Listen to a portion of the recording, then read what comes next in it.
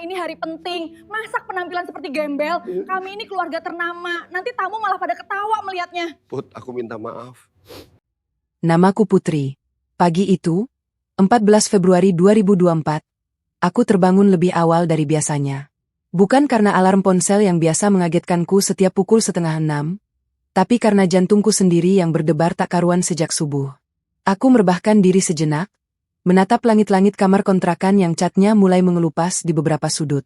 Kamar ini sempit, hanya cukup untuk tempat tidur dan lemari kayu tua peninggalan ibu, tapi pagi ini terasa begitu istimewa. Hari ini Mas Nando, pria yang kucintai selama 4 tahun terakhir, akan datang melamarku. Aku duduk di tepi tempat tidur, meraih figura foto kayu di nakas. Foto itu diambil 2 tahun lalu di pantai Parangtritis. Mas Nando memelukku dari belakang. Wajah kami berdua basah kena semprotan air laut, tapi tawa kami begitu lepas. Senyumku mengembang sendiri mengingatnya. Mas Nando, laki-laki dengan senyum hangat dan sabar menghadapi segala ulahku. Kami bertemu di acara bakti sosial kampus, dan sejak saat itu ia tak pernah lelah meyakinkanku bahwa cinta tak pernah memandang latar belakang. Aku lulusan S1 biasa, anak penjaga malam. Dia lulusan S2 luar negeri, manajer di perusahaan besar. 2 dunia yang berbeda, tapi ia selalu bilang, cinta itu menyatukan, Put, bukan memisahkan. Setelah melamun sejenak, aku bangkit dan membuka jendela kamar. Udara pagi Yogyakarta yang sejuk menyapu wajahku. Di luar, tampak ayah sudah sibuk sejak subuh. Beliau menyapu halaman depan kontrakan yang hanya selebar 3 meter itu dengan penuh semangat. Melihat ayah begitu bersemangat, hatiku menghangat sekaligus perih. Ayahku, Pak Darmo, usianya sudah 58 tahun. Rambutnya mulai memutih di mana-mana, kulitnya keriput dan gelap karena setiap malam harus berjaga di pos kompleks perumahan, terpapar angin malam dan debu jalanan. Tapi pagi ini, beliau mengenakan kemeja batik lengan panjang yang sudah beliau setrika sendiri sejak pukul 4 subuh. Kemeja itu bukan kemeja baru, sudah 3 tahun usianya, beberapa kancingnya sudah diganti karena lepas, dan warnanya mulai pudar. Tapi bagi ayah, itu adalah seragam terbaik yang ia punya. Ayah, istirahat dulu, nanti kecapean, teriakku dari jendela. Ayah menoleh, tersenyum lebar memperlihatkan gigi-giginya yang tinggal setengah. Biarin, enduk. Ini halaman mau disambut tamu penting. Masa kotor. Ayah juga udah siapin ini buat Mas Nando dan keluarganya. Ayah menunjuk ke sebuah meja kayu di teras yang sudah ditutup taplak batik. Di atasnya, ada beberapa piring keramik pemberian tetangga berisi jajanan pasar, klepon, lumpia, dan pisang goreng. Ada juga 2 kendi tanah liat berisi air putih dan teh hangat. Semuanya ditata rapi, meskipun perabotannya sederhana. Hatiku terenyuh. Ayah berusaha keras menyambut keluarga Mas Nando yang katanya, orang berada, itu dengan segala kemampuan yang ia punya. Aku segera mandi dan bersiap. Gaun kebaya peach yang kubeli online 2 bulan lalu sudah tergantung rapi di pintu lemari. Warnanya cerah, dengan bordir bunga-bunga kecil di bagian dada. Ini bukan kebaya mahal, harganya hanya 150.000, tapi cukup membuatku merasa cantik. Aku memadukannya dengan kain batik tulis peninggalan almarhum ibu. Kain itu sudah tua, beberapa bagian mulai tipis, tapi aku menjaganya baik-baik. Ibu membelinya saat akan menikah dulu, katanya, buat anak cucu, biar ingat bahwa keluarga kita punya sejarah. 1 jam kemudian, aku berdiri di depan cermin. Rambut hitamku yang panjang sudah kusanggul sederhana, kusematkan tusuk konde plastik bermotif bunga. Wajahku kuberi bedak tipis dan sedikit lipstik merah muda. Aku bukan tipe perempuan yang suka berdandan berlebihan. Sederhana, rapi, itu prinsipku. Kupandangi bayanganku sendiri. Mataku yang bulat, hidung mancung, kulit sawo matang warisan ayah. Hari ini aku akan dilamar. Aku akan resmi menjadi calon istri Mas Nando. Apa kamu bahagia, Put? Bisikku pada bayangan sendiri. Bayangan itu tersenyum, dan air mataku hampir tumpah. Aku buru-buru mengusap sudut mata, tak ingin makeup rusak sebelum waktunya. Tiba-tiba pintu kamar diketuk pelan. Put, sudah siap? Suara ayah dari balik pintu. Aku menarik napas dalam, merapikan kebaya sekali lagi, lalu membuka pintu. Ayah berdiri di depan dengan kemeja batiknya yang lusuh, rambut putihnya yang tipis disisir rapi ke belakang, dan sandal jepit butut yang sudah beliau lap sampai bersih. Di matanya, ada harapan besar. Harapan yang membuat dadaku sesak. Sudah siap? Yah. Deg-degan, jawabku, berusaha terdengar ceria. Ayah menggenggam tanganku. Telapak tangannya kasar, penuh kapalan karena pekerjaannya. Tapi genggamannya hangat. Selalu seperti itu sejak aku kecil. Pokoknya, apapun yang terjadi nanti, ayah bangga sama kamu. Endu. Mas Nando anaknya baik. Kita lihat saja niat baiknya. Yang penting kamu bahagia. Aku mengangguk, menelan ludah. Ayah tenang aja, semua pasti lancar.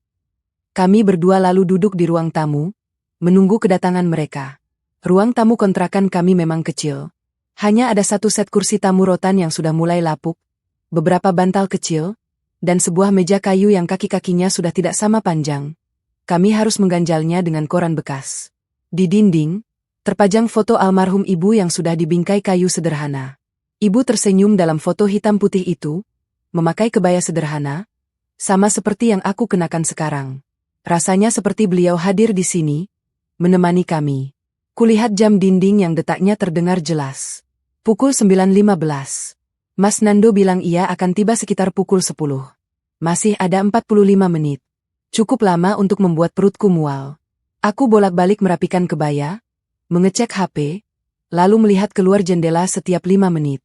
Ayah duduk tenang di kursi rotan, membaca koran bekas yang beliau dapat dari tukang loak. Tapi aku tahu, beliau juga tegang. Sesekali beliau melirik jam, lalu kembali membaca. Yah, menurut ayah, keluarga Mas Nando bakal suka nggak sama kita? Tanyaku tiba-tiba. Ayah menurunkan koran, menatapku lembut. Endu, orang baik pasti akan melihat kebaikan. Kita sederhana. Ya, tapi kita punya hati. Ayah yakin, mereka akan lihat itu. Aku tersenyum, meski hati masih galau. Ya Allah, lancarkanlah hari ini, batinku. Tepat pukul 9.50, sebuah mobil hitam berkilau muncul di ujung gang. Dari kejauhan, aku sudah bisa mengenalinya. Toyota Alphard hitam dengan plat nomor B123420. Mobil itu berhenti tepat di depan kontrakan, membuat beberapa tetangga mengintip dari balik jendela. Anak-anak kecil yang sedang bermain layang-layang di gang berhenti dan menatap takjub. Aku berdiri, mencoba tenang. Ayah juga berdiri di sampingku. Pintu mobil terbuka. Mas Nando turun lebih dulu, dengan setelan kemeja putih dan jas abu-abu yang membuatnya tampak tampan sekali. Rambutnya disisir rapi, wajahnya berseri-seri. Begitu melihatku, ia tersenyum lebar dan melambai kecil. Hatiku meleleh. Di belakangnya, turun seorang pria parubaya yang kukenal sebagai ayah Mas Nando, Pak Harto. Beliau juga memakai jas, lebih gelap, dengan wajah yang sedikit angkuh. Lalu ibunya, Bu Lastri, seorang wanita dengan perhiasan emas mencolok di leher dan tangannya. Dan di belakang mereka, turun seorang perempuan seusia Mas Nando, memakai hijab dan kacamata hitam besar, meskipun cuaca sedang cerah. Itu Mbak Melinda, kakak perempuan Mas Nando. Aku hanya pernah melihat fotonya, belum pernah bertemu langsung. Posturnya tegap, langkahnya mantap, menunjukkan aura, saya orang penting. Aku dan ayah berjalan ke pintu untuk menyambut. Mas Nando berjalan paling depan, langsung mencium punggung tanganku diam-diam saat orang tuanya belum sampai di teras. Aku tersipu, tapi segera memasang muka sopan. Selamat datang, Pak, Bu. Sapa ayah dengan suara pelan, mempersilakan mereka masuk. Pak Harto mengangguk datar, matanya mengamati kontrakan dari luar. Bu Lastri tersenyum tipis, tapi matanya, aku bisa melihat matanya mengamati segala sesuatu dengan cepat. Ket tembok yang mengelupas, genteng yang bolong di satu sisi, lantai semen yang mulai retak. Mbak Melinda bahkan tak melepas kacamata hitamnya. Ia berjalan masuk tanpa bicara, hanya melirik sekilas ke arahku. Silakan duduk, ucap ayah, menunjuk kursi rotan. Pak Harto dan Bu Lastri duduk di kursi utama, sementara Mbak Melinda memilih duduk di kursi paling pinggir, agak menjauh, seolah tak ingin bersentuhan dengan apapun di ruangan ini. Aku dan Mas Nando duduk di kursi lain. Ayah duduk di kursi rotan satunya. Maaf ya, Pak. Kalau tempatnya sederhana, ujar ayah memulai pembicaraan. Pak Harto tersenyum tipis. Tidak apa-apa, Pak. Yang penting niatnya. Bu Lastri menimpali. Ya, Pak. Kami sekeluarga senang bisa berkunjung ke sini. Putri anaknya manis. Ya, Mas Nando ceritanya terus tentang Putri. Aku tersipu, menunduk. Mas Nando tersenyum ke arahku. Mbak Melinda masih diam, tak bicara sepatah kata pun. Kacamata hitamnya masih terpasang, membuatku sedikit tidak nyaman. Jam berapa ini? Pikirku, kok masih pakai kacamata hitam di dalam rumah? Ayah menyodorkan minuman.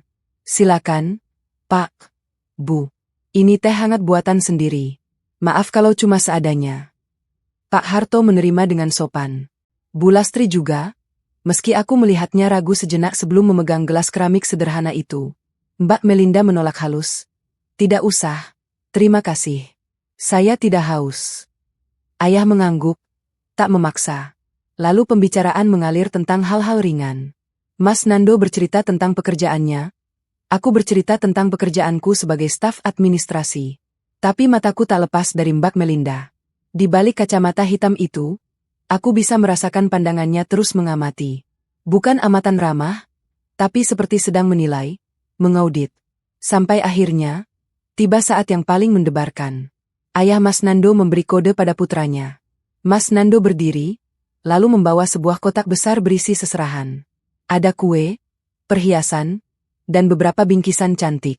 Semuanya diletakkan di meja. Aku hampir tak percaya, ini benar-benar terjadi. Dengan suara bergetar, Mas Nando menyampaikan maksudnya. Pak Darmo, saya, Nandito Putra Pradipta, dengan segala kerendahan hati, ingin meminang putri Bapak, Putri Kusuma Wardani, untuk menjadi pendamping hidup saya.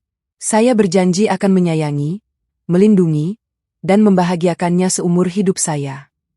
Aku hampir menangis. Ayahku tersenyum, lalu menatapku. Matanya berkaca-kaca. Terima kasih, Mas Nando, ucap ayah dengan suara bergetar.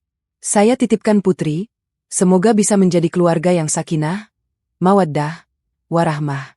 Saya sebagai orang tua hanya ingin yang terbaik untuk anak saya. Jika Mas Nando bisa menjaga dan menyayanginya, saya restui. Pak Harto dan Bu Lastri mengangguk setuju. Aku menarik napas lega. Semua berjalan lancar. Mungkin ini akan jadi hari terindah dalam hidupku. Tapi tiba-tiba, Mbak Melinda membuka suara. Sebentar, Pak. Semua mata tertuju padanya. Perlahan, ia melepas kacamata hitamnya, menampakkan sepasang mata tajam dengan sorot angkuh. Senyumnya tipis, tapi terasa dingin menusuk. Maaf, saya hanya ingin memastikan beberapa hal, ucapnya dengan nada yang tenang tapi penuh makna. Karena ini menyangkut masa depan adik saya. Aku merasakan hawa dingin merambat di punggungku. Mas Nando tampak gelisah. Mel? Mbak Melinda mengangkat tangan, menyuruh adiknya diam. Ia menatap ayahku, pria sederhana dengan kemeja batik lusuh dan sandal jepit butut itu, lalu bertanya dengan senyum yang tak pernah sampai ke mata. Setelah menikah nanti, Putri akan tinggal di mana? Di kontrakan ini? Bersama Bapak. Pertanyaan Mbak Melinda menggantung di udara seperti awan hitam sebelum badai. Ruang tamu kontrakan yang sempit itu tiba-tiba terasa lebih sesak. Aku bisa merasakan degup jantungku yang makin kencang, hampir keluar dari dada. Mas Nando di sampingku gelisah, tangannya meraih tanganku dan menggenggamnya erat. Tapi genggaman itu tak cukup menenangkan, karena aku bisa melihat keringat dingin mulai membasahi pelipisnya. Ayahku, Pak Darmo, masih duduk tenang di kursi rotan. Beliau tersenyum tipis, mencoba tetap ramah meski jelas pertanyaan itu agak menohok. Maaf, Mbak Melinda. Setelah menikah, Putri dan Mas Nando sudah berencana untuk ngontrak sendiri dulu, dekat kantor Mas Nando di daerah Condong Catur. Saya hanya sesekali akan main ke sana, kalau mereka butuh bantuan atau sekadar rindu, jawab ayah pelan. Aku mengangguk cepat. Iya, Mbak. Kami sudah diskusikan itu. Mas Nando juga setuju. Mbak Melinda menyipitkan mata. Bibirnya yang tipis mengerut, lalu meluncurkan pertanyaan berikutnya dengan nada yang sama dinginnya. Terus, kalau nanti ada anak, siapa yang akan mengasuh? Putri kan kerja, Mas Nando juga kerja. Apa mau pakai babysitter? Itu mahal. Loh, apa Bapak sanggup bantu biaya? Atau justru Bapak yang akan pindah ke kontrakan mereka buat bantu jagain cucu? Aku terkesiap. Pertanyaan itu bertubi-tubi, Seperti interogasi. Ayahku hanya tertunduk sebentar, lalu menjawab dengan suara tetap tenang, meski aku bisa melihat rahangnya mengeras. Mbak Melinda, soal itu biar anak-anak yang mengatur nantinya. Saya percaya Mas Nando dan Putri bisa memikirkan yang terbaik untuk keluarga mereka. Saya hanya akan mendukung dari belakang. Tapi kan kasihan Mas Nando. Pak, potong Mbak Melinda cepat. Dia anak bungsu, kebiasaan hidup enak. Tiba-tiba harus mikirin biaya anak, biaya kontrakan, biaya hidup, plus mungkin harus bantu-bantu Bapak juga. Maaf loh, Pak. Saya bicara terus terang. Bapak kan kerjanya jaga malam, gajinya pasti pas-pasan. Nanti kalau Bapak sakit atau pensiun, siapa yang tanggung? Putri pasti akan kebagian beban itu. Dan beban itu otomatis jadi beban Mas Nando juga. Darahku mulai naik. Rasanya seperti ada api yang membakar dadaku. Mbak Melinda, saya bisa mengurus ayah saya sendiri. Saya juga bekerja. Saya tidak akan membebani Mas Nando dengan urusan keluarga saya. Mbak Melinda menatapku dengan senyum sinis. Loh, Putri, bekerja sebagai staf administrasi, gaji kan? Maaf. Berapa itu? 4 juta? 5 juta? Cukup buat apa? Buat beli beda aja belum tentu cukup. Apalagi buat hidup di Jogja yang makin mahal. Mas Nando itu lulusan S2, manajer di perusahaan Bonafit, gajinya puluhan juta. Masa ia setelah menikah, level hidupnya harus turun karena harus menyesuaikan sama kondisi kalian? Aku membelalak. Ini sudah sangat tidak sopan. Ayahku masih diam, tapi aku bisa melihat gurat luka di wajahnya. Beliau menunduk, menatap lantai semen yang mulai retak. Aku ingin membentak Mbak Melinda, tapi aku masih berusaha menjaga sopan santun di hadapan orang tua Mas Nando. Bu, Pak. Aku menatap Pak Harto dan Bu Lastri yang sejak tadi hanya diam. Mohon maaf, tapi apakah Mbak Melinda ini bicara mewakili keluarga atau pribadi? Pak Harto terbatuk kecil, lalu berkata, Nak Putri, Melinda ini kakaknya Nando. Dia pasti ingin yang terbaik untuk adiknya. Mungkin cara bicaranya agak keras, tapi maksudnya baik. Bu Lastri mengangguk setuju. Iya, Nak. Kami sebagai orang tua juga ingin Mas Nando mendapatkan yang terbaik. Tidak salahkan kami bertanya-tanya. Aku menarik napas panjang. Mas Nando yang sejak tadi diam akhirnya bersuara. Emma? Pak? Mel? Sebenarnya aku dan Putri sudah membahas semuanya. Kami siap menjalani hidup bersama, apapun kondisinya. Tolong jangan dipersulit. Oh, jadi aku yang mempersulit? Mbak Melinda menatap adiknya tajam. Ondo, kamu itu adikku satu-satunya. Aku nggak rela kamu susah. Kamu lihat sendiri kan kondisi keluarganya? Bapaknya jaga malam, rumah kontrakan kayak gini, ibunya sudah meninggal. Kamu nggak mikir masa depan? Nanti anak-anakmu darahnya campur sama orang sama keluarga seperti ini. Seketika itu juga, aku berdiri. Mbak Melinda, saya minta maaf, tapi saya tidak bisa menerima jika ayah saya dihina seperti ini. Ayah saya memang penjaga malam, tapi beliau bekerja halal. Beliau membesarkan saya seorang diri sejak ibu meninggal. Beliau menyekolahkan saya sampai sarjana dari hasil keringatnya sendiri. Siapa Mbak Melinda sampai berani menghina beliau di rumahnya sendiri? Mbak Melinda juga berdiri, sama sekali tidak terintimidasi. Malah ia tertawa kecil, tawa yang membuat bulu kuduku merinding. Wah, sensitif sekali. Saya hanya bicara fakta, Putri. Di dunia ini, pernikahan itu bukan hanya urusan hati, tapi juga urusan logika, urusan status sosial, urusan finansial. Maaf, tapi secara logika, keluarga kami dan keluarga kalian itu memang tidak selevel. Kalian harus sadar diri. Mel, cukup. Bentak Mas Nando akhirnya. Ia berdiri di sampingku, wajahnya merah padam. Tapi Mbak Melinda mengabaikannya. Ia malah melangkah mendekati meja seserahan yang tadi dipajang dengan indah. Jarinya yang bercincin emas menyentuh kotak kue, lalu kotak perhiasan, lalu ia menatapku dengan senyum meremehkan. Seserahan ini sebenarnya untuk kalian, tapi lihat, ya, Mas Nando sudah memberikan yang terbaik. Tapi apa balasannya? Saya yakin keluarga Putri tidak punya seserahan balasan yang sepadan. Kan? Biasanya di acara lamaran, pihak perempuan juga memberi sesuatu untuk pihak pria. Ada. Mbak, coba lihat. Aku membeku. Seserahan balasan. Amplop tipis pemberian ayah yang tadi pagi diserahkan padaku. Isinya hanya uang 2 juta rupiah. Tabungan ayah selama berbulan-bulan yang dikumpulkan dari gaji jaga malam. 2 juta untuk membeli kemeja batik dan sepatu untuk Mas Nando, sebagai tanda terima kasih. Rasanya tak sebanding dengan seserahan Mas Nando yang pasti bernilai puluhan juta. Aku tak berani mengeluarkannya. Ayahku perlahan berdiri. Dengan tangan sedikit gemetar, ia merogoh saku celananya dan mengeluarkan amplop coklat itu. Ini, Mbak, dari kami. Tidak seberapa, hanya tanda terima kasih. Mbak Melinda mengambil amplop itu, membukanya tanpa izin, lalu mengeluarkan uang 2 juta rupiah yang tersusun rapi. Ia tertawa lagi. Tawa yang sama sinisnya. 2 juta? Untuk apa ini? Beli dasi Mas Nando saja tidak cukup. Di toko favorit Mas Nando, dasi Gucci harganya 3 jutaan. Ini MAH cuma buat beli dasi pasar Senin. Ayahku pucat pasi. Tangannya yang memegang amplop gemetar hebat. Aku bisa melihat matanya berkaca-kaca, tapi beliau berusaha tegar.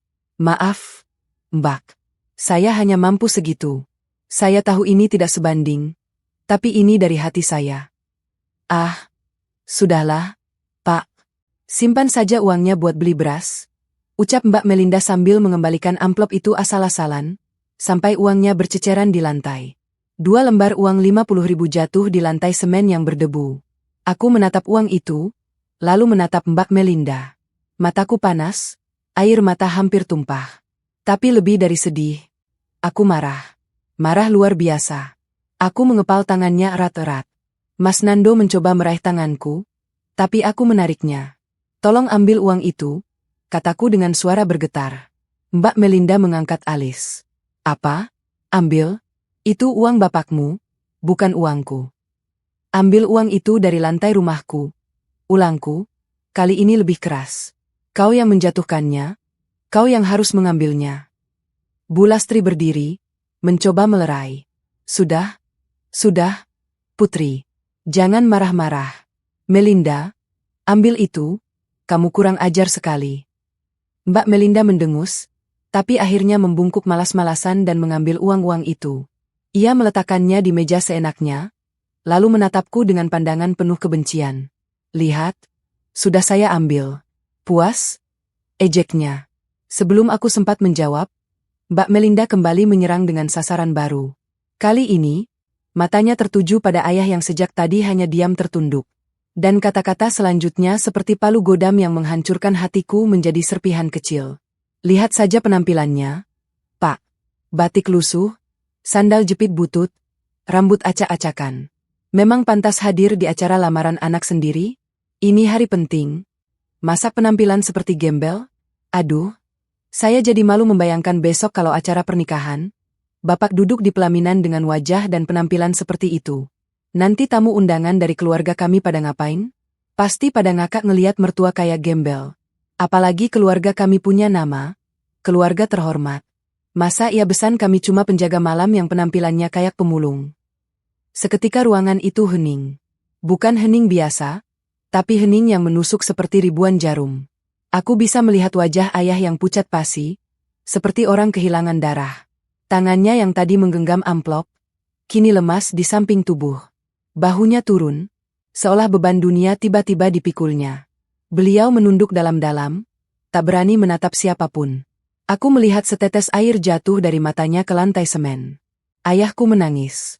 Ayah yang selalu tegar, yang tak pernah mengeluh meski setiap malam harus berjaga sampai pagi, yang selalu tersenyum meski kadang kami hanya makan nasi dengan garam. Ayahku menangis di depan orang-orang yang baru pertama kali ditemuinya. Air mataku akhirnya tumpah. Aku berlutut di samping ayah, memeluk lututnya. Jangan didengar omongannya. Ayah itu yang terbaik buat Putri. Ayah mengusap air matanya dengan punggung tangan yang kasar. Ia mencoba tersenyum padaku, tapi senyum itu getir. Endu, ayah minta maaf. Ayah pergi dulu, ya. Beliau berdiri perlahan, lalu tanpa menoleh sedikit pun pada para tamu, beliau berjalan menuju kamarnya. Pintu kamar tertutup pelan, tapi cukup keras terdengar seperti bentakan di telingaku. Aku masih berlutut di lantai, menatap pintu kamar ayah. Lalu perlahan aku berdiri. Mataku yang basah kini menatap satu persatu orang di ruangan ini. Pak Harto yang diam dengan ekspresi datar. Bu Lastri yang pura-pura sibuk merapikan jilbab. Mas Nando yang hanya tertunduk lesu, tak berani menatapku. Dan Mbak Melinda yang berdiri dengan tangan terlipat, bibirnya tersenyum puas. Mas Nando, panggilku pelan. Ia menatapku, matanya penuh rasa bersalah. Kamu diam saja? Tidak ada satu kata pun yang ingin kamu ucapkan untuk membela ayahku? Untuk membelaku? Mas Nando membuka mulut, tapi hanya suara terbata yang keluar. Put, tapi apa? Takut sama kakakmu? Takut dianggap durhaka sama orang tuamu? Potongku tajam. 4 tahun kita bersama. Kamu bilang cinta. Kamu bilang akan selalu ada. Tapi di saat yang paling penting, kamu diam 1000 bahasa. Kamu biarkan kakakmu menghina ayahku, menghina keluargaku, dan kamu hanya diam. Put, aku benar-benar minta maaf. Nanti aku bicara sama Melinda. Jangan, potongku lagi. Aku mengangkat tangan, menghentikannya. Sudah, cukup. Aku menatap Mbak Melinda tepat di matanya. Keluarlah dari rumahku. Bawa semua keluargamu, bawa seserahan kalian, bawa semua. Aku tidak mau menikah dengan laki-laki yang tidak punya nyali membela calon istrinya. Dan aku tidak mau berbesan dengan keluarga yang merasa paling suci padahal hatinya busuk. Mbak Melinda mendengus. Bagus. Setidaknya kamu tahu diri. Ayo, Pak, Ondo, pulang. Udah jelaskan gak selevel? Pak Harto dan Bu Lastri berdiri dengan ekspresi kesal. Mereka berjalan keluar tanpa pamit. Mas Nando masih berdiri mematung, menatapku dengan mata penuh penyesalan. Tapi penyesalan tak cukup. Tak cukup untuk memperbaiki apapun. Ondo, ayo, teriak Mbak Melinda dari luar. Mas Nando melangkah mendekat, mencoba meraih tanganku. Aku mundur. Put, beri aku kesempatan. Pergi, Mas. Ayahku sedang menangis di kamar karena ulah keluargamu. Pergilah. Mas Nando menunduk, lalu perlahan berjalan keluar. Aku mendengar mobil itu menyala, lalu menjauh, meninggalkan debu di gang kontrakan. Begitu mobil itu hilang dari pandangan, aku berlari ke kamar ayah. Pintu tidak terkunci. Ayah duduk di tepi tempat tidur, menatap foto ibu di nakas. Bahunya masih bergetar menahan tangis. Aku duduk di sampingnya, memeluknya erat. Ayah, maafin Putri. Ini semua salah Putri. Ayah menggeleng, suaranya serak. Bukan salahmu, Enduk. Ini salah ayah. Ayah miskin, ayah nggak punya apa-apa. Ayah cuma beban buatmu. Jangan bilang gitu, Yah.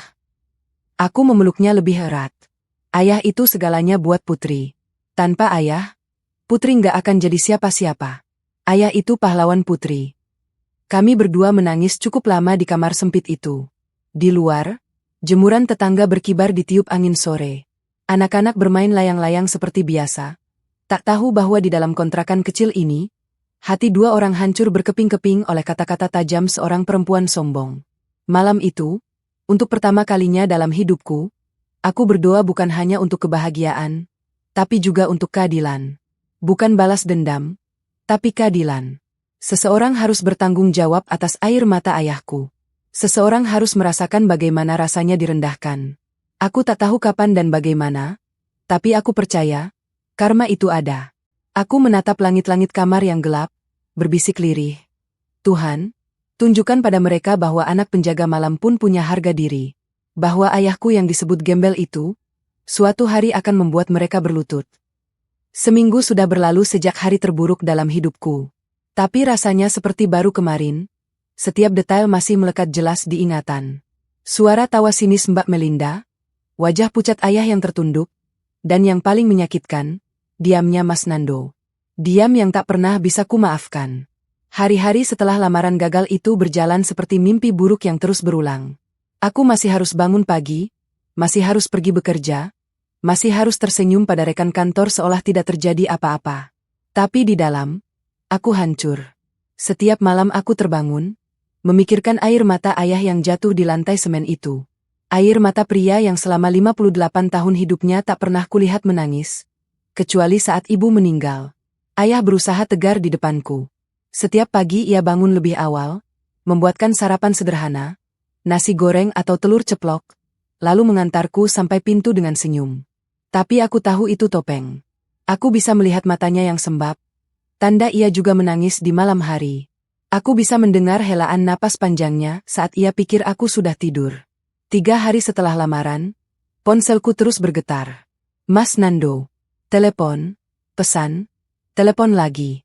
Aku membaca semua pesannya dengan hati hancur. Put, maafkan aku. Aku tahu aku salah. Aku seharusnya bicara. Put, tolong angkat teleponnya. Kita bicara baik-baik. Put, aku cinta kamu.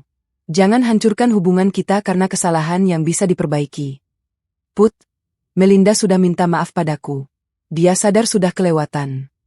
Bisa diperbaiki? Mbak Melinda minta maaf padanya, bukan pada ayahku. Dan kata maaf yang diucapkan pada orang lain, bukan pada yang terluka, itu bukan maaf. Itu sekadar pelipur lara hati nurani yang mulai terusik. Aku tak pernah membalas satupun. Bukan karena aku tak cinta. Aku masih cinta Mas Nando, dan itu yang paling menyakitkan. Aku cinta padanya, tapi aku lebih cinta pada ayahku. Dan jika harus memilih, aku akan memilih ayahku 1000 kali. Hari kelima, Mas Nando datang ke rumah. Aku melihatnya dari jendela kamar, berdiri di depan pagar kontrakan dengan wajah kusut. Rambutnya berantakan, kemejanya kusut, berbeda dengan penampilan rapi yang biasa ia tunjukkan. Ia mengetuk pintu, memanggil namaku berulang kali. Ayah yang membukakan pintu. Aku mengintip dari balik tirai kamar, melihat mereka bicara di teras. Mas Nando tampak memohon-mohon pada ayah, tangannya menggenggam erat tangan ayah. Ayah hanya menggeleng pelan, lalu menunjuk ke arah kamarku. Mas Nando melangkah mendekat, tapi aku menarik tirai, berpura-pura tak melihat. Put, tolong buka pintunya. Aku di sini. Aku mohon. Suaranya terdengar parau, seperti orang hampir menangis. Hatiku perih, tapi aku menguatkan diri. Aku duduk di lantai kamar, membelakangi pintu, menutup telinga dengan bantal. Biar ia pergi. Biar ia mengerti bahwa harga diri keluargaku bukan mainan. Setengah jam kemudian, aku mendengar langkah kaki menjauh. Mas Nando pergi. Dan aku menangis lagi, untuk kesekian kalinya dalam seminggu ini. Malam harinya, ayah mengetuk pintu kamarku. Aku membukanya, dan beliau masuk, duduk di tepi tempat tidur. Wajahnya lelah, lebih tua dari usianya. Endu, Mas Nando datang tadi. Aku mengangguk. Aku tahu. Yah. Aku lihat dari jendela. Ayah lihat dia tulus. Enduk. Dia benar-benar menyesal. Matanya merah, suaranya bergetar. Dia minta maaf berkali-kali. Aku duduk di samping ayah, menggenggam tangannya yang kasar. Ayah maafin dia. Ayah diam sejenak, lalu menghela napas. Ayah orang tua, enduk. Ayah sudah mengalami banyak hal di hidup ini. Orang bilang, memaafkan itu obat paling mujarab. Ayah maafin Mas Nando. Tapi ayah juga harus lihat kamu bahagia. Kalau kamu merasa sulit memaafkan, itu hak kamu. Ayah, dia diam saat kakaknya hina ayah. Diam. Sama sekali tidak membela. Ayah tahu, endu. Tapi kadang orang butuh waktu untuk bereaksi. Mungkin dia kaget, mungkin dia takut. Bukan alasan, tapi ayah coba mengerti. Aku menatap ayah. Di matanya, tak ada dendam. Yang ada hanya kelegaan karena anaknya tidak jadi menikah dengan keluarga yang menyakitkan. Tapi di hatiku, masih ada luka yang menganga. Yah, Putri belum bisa memaafkan. Mungkin nanti, tapi sekarang belum. Ayah mengangguk, lalu menepuk pundakku. Terserah kamu, endu. Yang penting kamu jaga kesehatan. Jangan terlalu dipikirkan. Ayah sudah biasa dihina, kok. Semua baik-baik saja. Kalimat itu menusuk jantungku. Ayah sudah biasa dihina. Ya Tuhan, seberapa sering ayah direndahkan orang di luar sana? Selama ini aku terlalu sibuk dengan hidupku sendiri, dengan kuliahku, dengan pacarku, sehingga lupa bahwa ayahku mungkin setiap hari menghadapi penghinaan diam-diam dari orang-orang yang merasa lebih tinggi. Malam itu, setelah ayah tidur, aku duduk di ruang tamu gelap, menatap langit-langit. Luka itu mengendap, bukan sembuh. Berubah menjadi sesuatu yang lain. Tekad. Tekad untuk membuktikan bahwa anak penjaga malam juga bisa sukses. Tekad untuk membuat ayahku tersenyum bangga, bukan menangis malu. Keesokan harinya, aku membuka laptop dan login ke akun Pena Langit. Selama seminggu ini, aku mengabaikan semua pesanan desain. Banyak klien yang menanyakan kabar. Aku membalas satu persatu, minta maaf, dan mulai mengerjakan pesanan yang tertunda. Namun, satu email menarik perhatianku. Judulnya, Undangan Kolaborasi Spesial, Perusahaan Besar. Aku membukanya, dan jantungku hampir berhenti. Dari HD Bonafit. Subjek, tawaran kerja sama desain kampanye HUT ke-25. Isinya singkat. Mereka mengagumi karya Pena Langit, ingin bekerja sama untuk kampanye besar. Mereka meminta hadir ke kantor pusat untuk presentasi portofolio dan diskusi awal. Bonafit. Perusahaan tempat Mas Nando bekerja.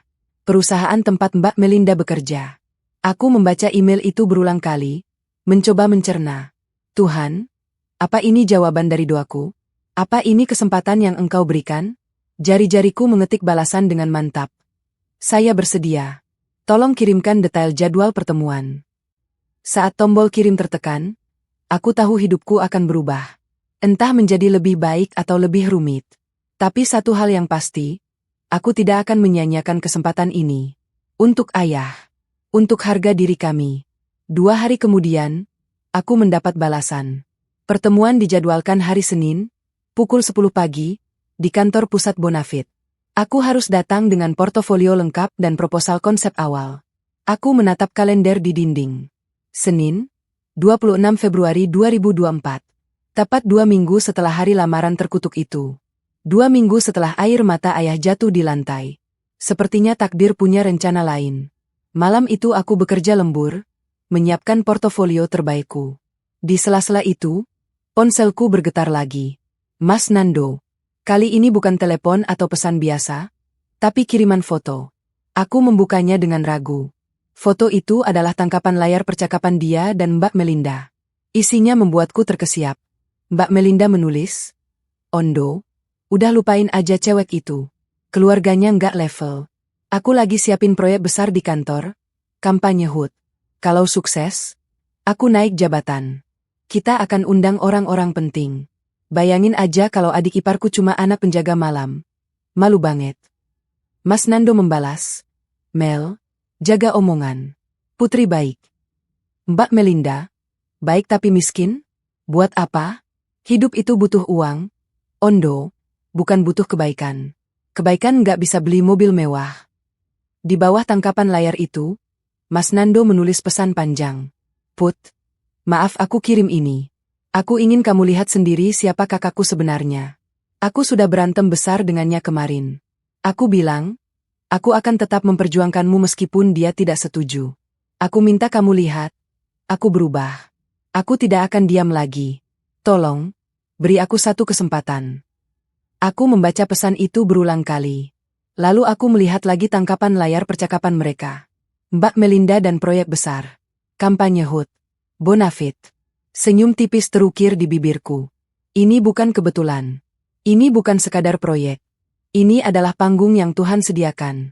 Aku mengetik balasan singkat untuk Mas Nando. Terima kasih sudah menunjukkan ini. Tapi maaf, aku belum siap bicara. Doakan aku.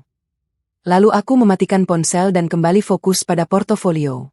Di luar, ayam jantan tetangga mulai berkokok. Subuh hampir tiba. Aku menatap layar laptop dengan semangat baru. Kampanye HUT Bonafit akan menjadi karyaku yang terbaik. Dan tanpa sadar, aku akan bertemu lagi dengan Mbak Melinda. Kali ini bukan sebagai calon adik ipar yang miskin, tapi sebagai Pena Langit, desainer yang karyanya dipuji direktur utama. Tuhan memang punya cara yang indah untuk memutarbalikkan keadaan. Dan aku, putri anak penjaga malam, akan menjadi tangan Tuhan kali ini. Bukan untuk balas dendam, tapi untuk menunjukkan bahwa harga diri tidak bisa diukur dari ketebalan amplop atau mahalnya pakaian. Luka yang mengendap itu kini berubah menjadi energi. Energi untuk bangkit, untuk membuktikan, dan pada akhirnya, untuk memaafkan dengan kepala tegak, bukan dengan hati hancur. Pagi itu, 26 Februari 2024, aku bangun dengan perasaan campur aduk. Antara gugup, bersemangat, dan sedikit takut. Hari ini aku akan datang ke kantor pusat Bonafit untuk pertemuan pertama sebagai Pena Langit. Aku berdiri di depan cermin kamar kontrakan yang buram, menatap bayanganku sendiri. Kemeja putih lengan panjang yang sudah disetrika rapi, rok hitam selutut, dan sepatu pantofel hitam yang sudah semir mengilap. Penampilan sederhana tapi profesional. Aku bukan siapa-siapa di mata mereka, hanya desainer lepas yang kebetulan karyanya dilirik. Tapi hari ini, aku akan menunjukkan bahwa anak penjaga malam pun bisa bersaing. Ayah sudah bangun lebih awal, seperti biasa. Beliau membuatkan sarapan nasi goreng dengan telur mata sapi, menu andalannya. Aku duduk di meja makan sederhana, menatap ayah yang sibuk menuangkan air putih untukku. Di matanya, ada kebanggaan yang tak bisa disembunyikan. Jadi hari ini ketemu sama perusahaan besar itu, Enduk? Tanya ayah sambil duduk di hadapanku. Aku mengangguk, mengunyah nasi goreng buatannya. Iya, Yah, Bonafit, perusahaan tempat Mas Nando kerja. Nama Mas Nando melayang di antara kami, menciptakan keheningan singkat. Ayah menatapku dengan hati-hati. Kamu kuat, Enduk? Maksud ayah, nanti mungkin ketemu sama dia atau keluarganya? Aku meletakkan sendok, menatap ayah mantap. Aku kuat, Yah. Justru ini kesempatan. Aku mau tunjukin ke mereka, terutama ke Mbak Melinda, bahwa anak penjaga malam juga bisa diundang ke kantor mewah mereka. Ayah tersenyum, tapi matanya berkaca-kaca. Ayah cuma khawatir kamu sakit hati lagi, Endu.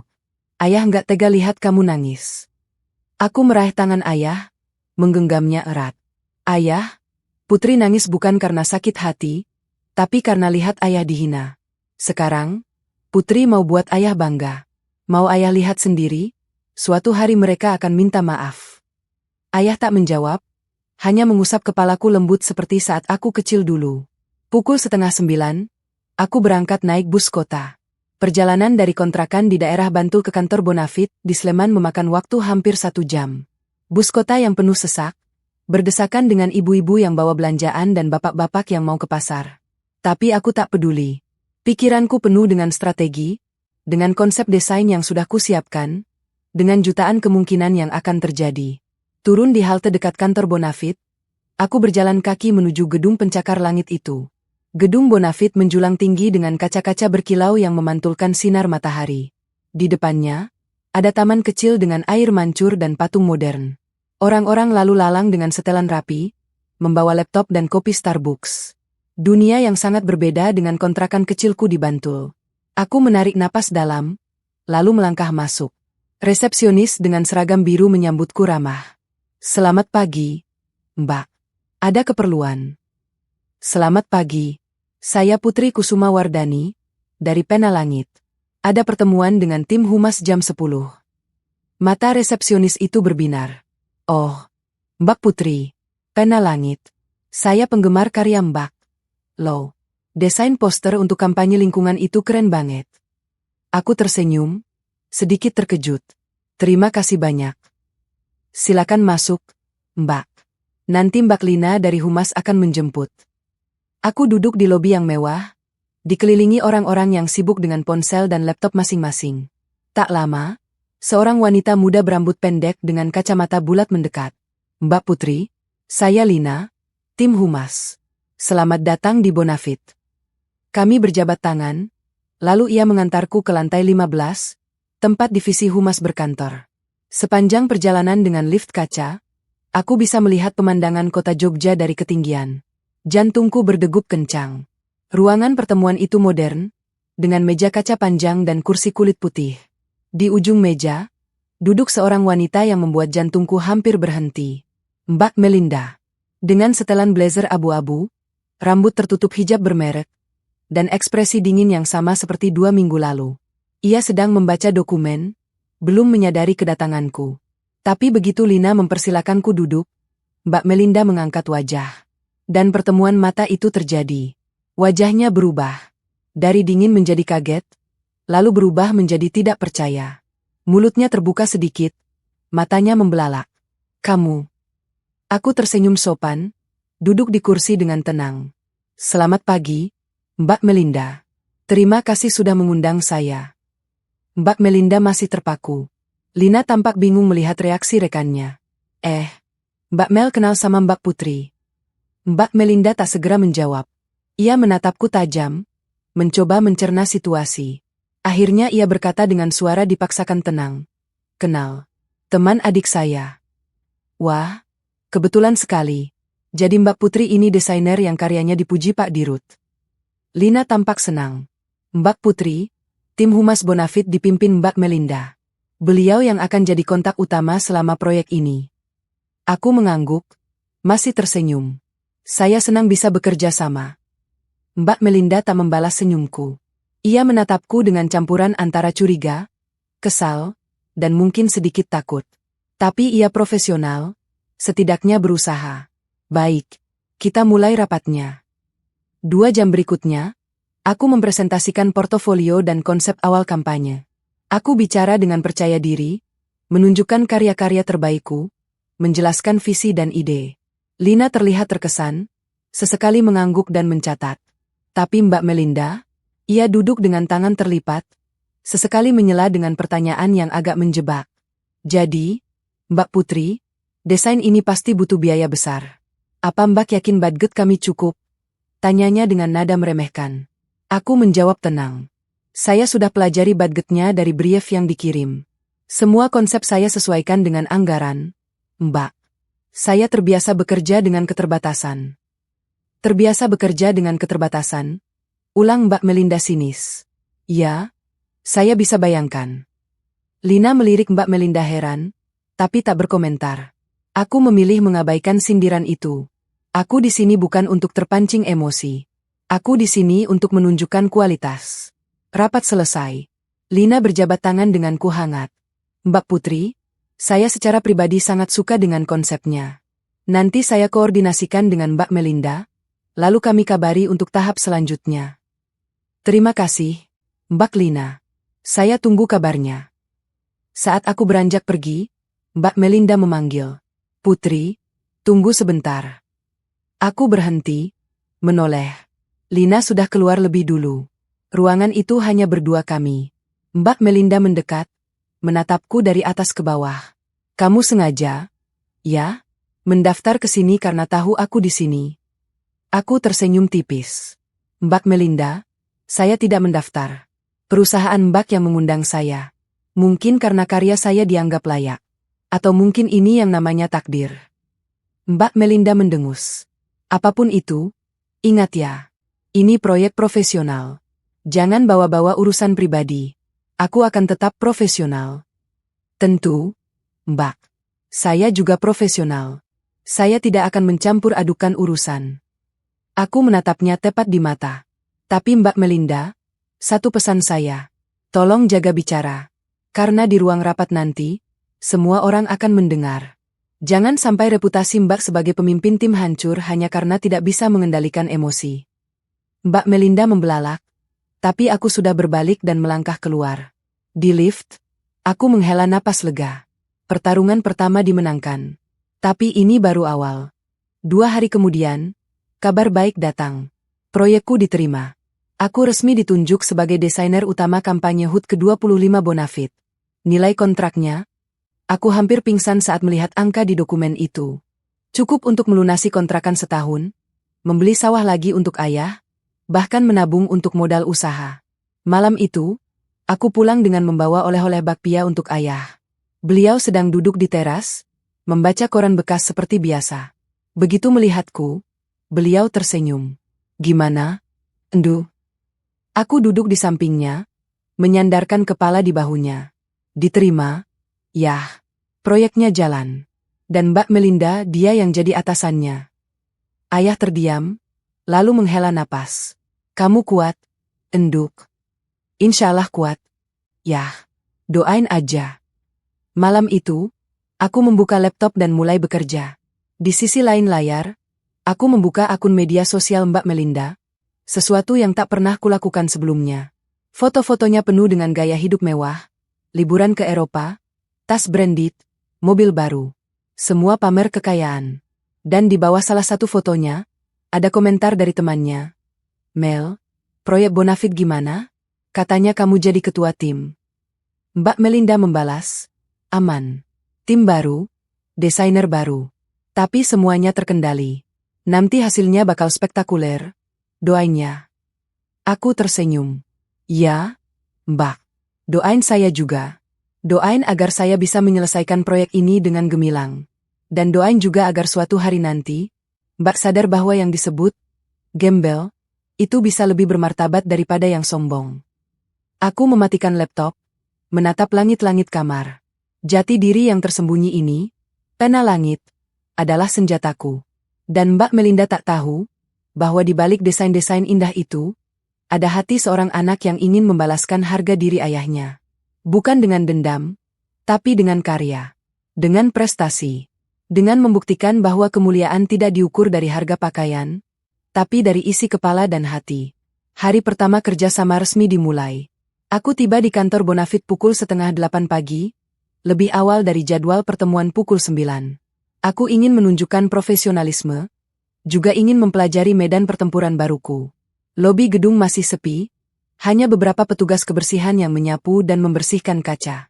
Aku duduk di sofa lobi sambil membuka laptop, mereview kembali konsep yang sudah aku siapkan. Pukul 8 lewat, orang-orang mulai berdatangan. Kulihat Mbak Melinda turun dari mobil mewah berwarna hitam mengilap. Ia turun dengan anggun, tas branded tersampir di lengan, kacamata hitam masih melekat di wajah.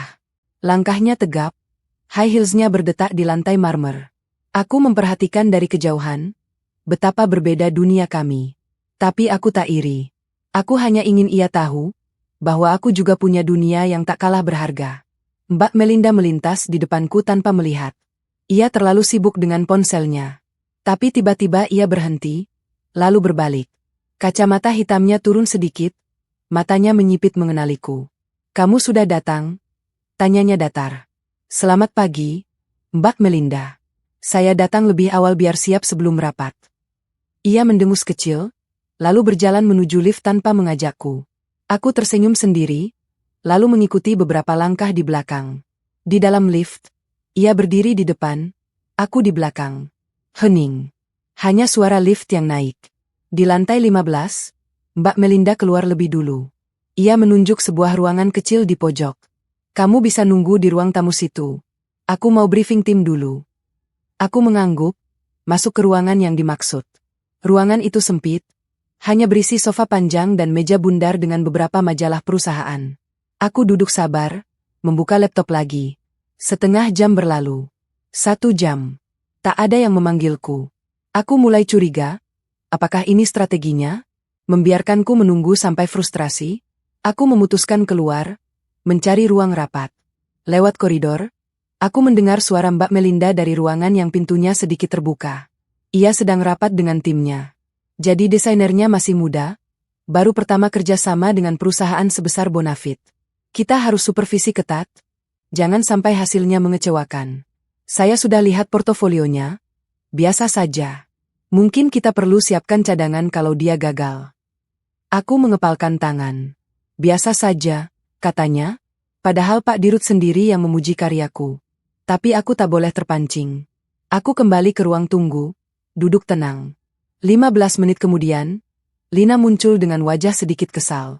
"Mbak Putri, maaf banget.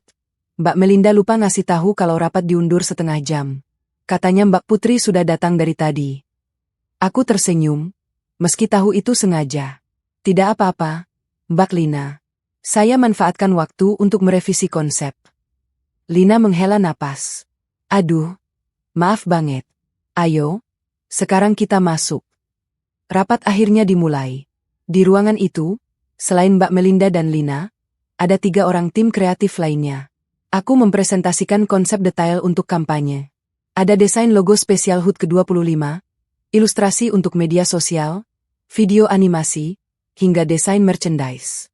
Semua sudah aku siapkan dengan matang. Namun, di setiap slide, Mbak Melinda selalu punya komentar. "Ini warnanya kurang cerah, terlalu redup. Bonafit kan perusahaan ceria. Ini fontnya terlalu kecil, nggak terbaca kalau di Instagram. Ini animasinya kepanjangan. Bosan ah. Ini kok desain merchandise-nya biasa banget? Nggak ada yang wow." Lina mencoba membela. "Tapi Mbak Mel, ini kan masih konsep awal. Nanti bisa direvisi. Mbak Melinda melirikku tajam. Iya, direvisi. Saya harap Putri bisa menerima masukan. Jangan baperan. Ya, ini profesional. Aku tersenyum. Tentu, Mbak. Saya terbuka dengan masukan. Saya catat semuanya dan akan segera revisi. Mbak Melinda tampak sedikit kecewa karena aku tak terpancing. Mungkin ia berharap aku marah atau tersinggung. Tapi aku tak akan memberinya kepuasan itu. Sepulang rapat, aku langsung bekerja. Sepanjang malam aku duduk di depan laptop, merevisi desain sesuai masukan Mbak Melinda. Padahal secara profesional, banyak masukannya yang tidak tepat. Tapi aku tetap mengerjakan, karena aku tahu ini hanya awal. Hari kedua, aku datang lagi dengan revisi. Mbak Melinda menatapnya sekilas, lalu berkata, ini malah lebih jelek dari yang pertama. Kamu nggak ngerti ya briefnya? Aku menarik napas.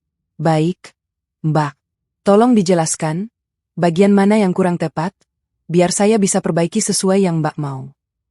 Mbak Melinda tampak bingung mencari-cari kesalahan. Ini, semua kurang greget. Pokoknya bikin yang lebih wah, lebih keren, lebih berkelas. Aku mengangguk. Siap, Mbak. Saya akan coba pendekatan lain. Lina yang mendengar percakapan itu hanya bisa menggeleng gelisah. Setelah Mbak Melinda pergi, ia mendekatiku. Mbak Putri, saya minta maaf. Mbak Melinda memang agak keras. Tapi sebenarnya beliau baik. Mungkin lagi banyak pikiran. Aku tersenyum pada Lina. Dia orang baik, tak perlu ikut-ikut konflik. Iya, Mbak Lina. Nggak apa-apa. Saya paham. Tapi Lina rupanya tak sebodoh itu. Ia menatapku ragu. Mbak Putri, sejujurnya, saya lihat Mbak Melinda seperti sengaja mempersulit. Apa Mbak punya masalah pribadi dengan beliau? Aku diam sejenak, lalu berkata jujur. Kami punya sejarah, Mbak. Tapi saya di sini profesional, tidak akan mencampurkan urusan pribadi. Lina mengangguk mengerti. Kalau butuh bantuan, bilangnya, Mbak. Saya di sini. Minggu pertama berlalu dengan pola yang sama. Aku datang, direvisi, ditolak, direvisi lagi. Mbak Melinda selalu punya alasan untuk menolak karyaku. Ia juga mulai menyebarkan gosip di tim bahwa aku susah diajak kerja sama, dan sok berbakat padahal biasa saja. Beberapa anggota tim mulai memandangku dengan curiga. Suatu sore, saat aku sedang bekerja di ruang tamu, dua staf humas berbicara di dekatku tanpa sadar aku dengar. Katanya desainer baru itu anaknya penjaga malam. Loh, nggak tahu caranya bisa lolos seleksi. Wah, mungkin karena kasihannya, atau mungkin ada yang bantu dari dalam. Ah, nggak tahu deh. Yang jelas Mbak Mel sampai pusing ngadepin dia. Katanya hasil kerjanya nggak sesuai ekspektasi. Aku mengetik lebih kencang, menahan emosi. Ini yang Mbak Melinda inginkan, menjatuhkan reputasiku di depan tim. Tapi aku tak akan menyerah. Malam harinya, ponselku bergetar. Mas Nando, sudah lama kami tak berkomunikasi. Aku ragu, tapi akhirnya mengangkat. Halo? Put, akhirnya kamu angkat. Suaranya terdengar lega. Aku tahu kamu kerja di Bonafit sekarang. Mbak Mel cerita ke orang tua. Iya, ada apa? Hening sejenak. Put, aku mau kasih tahu. Mbak Mel punya rencana. Dia mau bikin kamu gagal. Dia sudah siapkan kebocoran data yang akan dituduhkan ke kamu.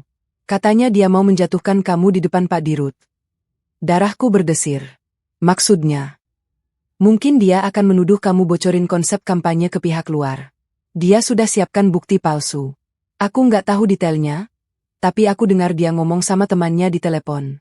Put, hati-hati. Aku diam, mencerna informasi ini. Mbak Melinda sungguh keterlaluan. Demi membenciku, ia rela menghancurkan karir orang lain. Makasih infonya, Mas. Tapi kenapa kamu kasih tahu aku? Karena aku masih sayang kamu. Put, aku tahu aku sudah salah. Aku cuma nggak mau kamu kenapa-napa. Tolong, jaga diri. Telepon ditutup. Aku termangu, lalu senyum tipis terukir. Mbak Melinda mau bermain kotor? Baik, aku akan siapkan panggung untuknya. Panggung kehormatan, atau panggung kehancuran.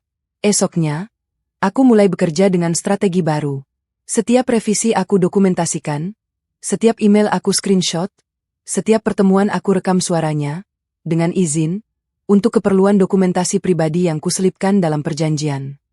Aku juga mulai menjalin hubungan baik dengan anggota tim lain, terutama Lina dan beberapa staf yang mulai simpati padaku. Aku juga diam-diam mencari tahu tentang kebocoran data yang direncanakan Mbak Melinda. Ternyata ia berkolusi dengan salah satu vendor luar, menyiapkan dokumen palsu yang akan ditemukan di laptopku. Rencananya, sehari sebelum presentasi besar, bukti itu akan dilaporkan ke atasan.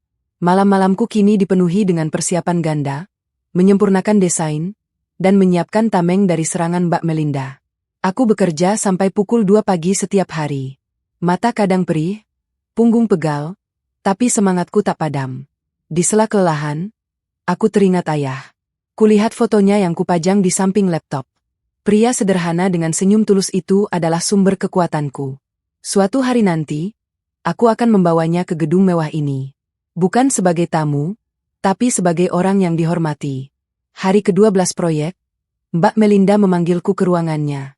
Ini pertama kalinya kami bicara berdua tanpa saksi. Tutup pintunya, perintahnya.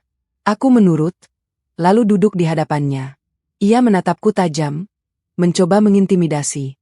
Kamu pikir kamu bisa menang? Ya? Dengan kerja keras? Dengan desain bagus? Dengan sikap baik? Aku diam, menunggu. Mbak Melinda tersenyum sinis. Di dunia ini, yang menang bukan yang paling pintar atau paling baik. Yang menang adalah yang paling licik, yang punya koneksi, yang punya uang. Kamu nggak punya semua itu. Ayahmu cuma penjaga malam, ibumu sudah mati, kamu sendiri cuma lulusan kampus biasa. Mau sampai kapan kamu bertahan?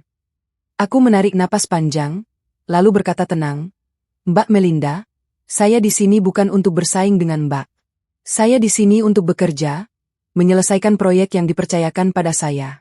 Kalau Mbak punya masalah pribadi dengan saya, itu urusan Mbak. Tapi ingat, semua yang Mbak lakukan sekarang, ada rekamannya. Mungkin Mbak lupa, tapi Tuhan tidak pernah lupa. Mbak Melinda tertawa, tawa sinis yang sama seperti saat di rumahku dulu. Oh, jadi kamu mengancam? Dengan apa? Dengan doa-doa kamu? Ayahmu yang katanya saleh itu. Aku berdiri, menatapnya dari atas. Mbak, satu pesan saya. Hati-hati dengan apa yang Mbak rencanakan. Karena kadang, jebakan yang kita pasang untuk orang lain, justru kita sendiri yang terperangkap.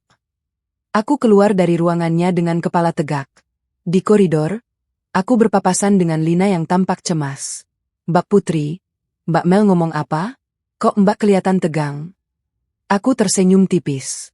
Nggak apa-apa, Mbak. Hanya diskusi kecil. Oh iya, Mbak Lina, minggu depan presentasi besar, kan? Saya akan siapkan sesuatu yang spesial. Lina mengangguk, meski raut wajahnya masih cemas. Aku melangkah menuju lift, menekan tombol lobi. Di dalam lift, aku memejamkan mata. 2 minggu lagi, panggung akan terbuka. 2 minggu lagi, semua akan terungkap. Dan Mbak Melinda, yang kini merasa di atas angin, akan belajar apa artinya jatuh. Bukan karena balas dendamku, tapi karena perbuatannya sendiri. Malam itu, sepulang kerja, aku memutuskan untuk lembur di kantor Bonafit. Ruangan tim humas sudah sepi, hanya lampu di beberapa sudut yang masih menyala. Aku sengaja bertahan, karena ada firasat aneh yang menggangguku sejak percakapan dengan Mas Nando beberapa hari lalu. Ia bilang Mbak Melinda punya rencana menjatuhkanku dengan kebocoran data. Aku perlu tahu lebih banyak. Jam menunjukkan pukul 9 malam. Aku berpura-pura mengerjakan revisi di ruang tamu kecil, tapi telingaku terus siaga mendengar setiap suara. Lantai 15 biasanya sepi setelah pukul 8, tapi malam ini aku melihat cahaya dari ruang Mbak Melinda masih menyala. Sesekali terdengar suaranya berbicara di telepon. Sekitar pukul 9:30, aku mendengar langkah kaki. Bukan satu orang, tapi 2. Aku segera mematikan lampu ruang tamu dan mengintip dari balik pintu kaca buram. 2 sosok lewat, Mbak Melinda dan seorang pria yang tidak kukenal. Mereka masuk ke ruang rapat utama, pintunya tertutup rapat. Dengan hati-hati, aku merangkak mendekat. Syukurlah, Dinding ruang rapat tidak sepenuhnya kedap suara.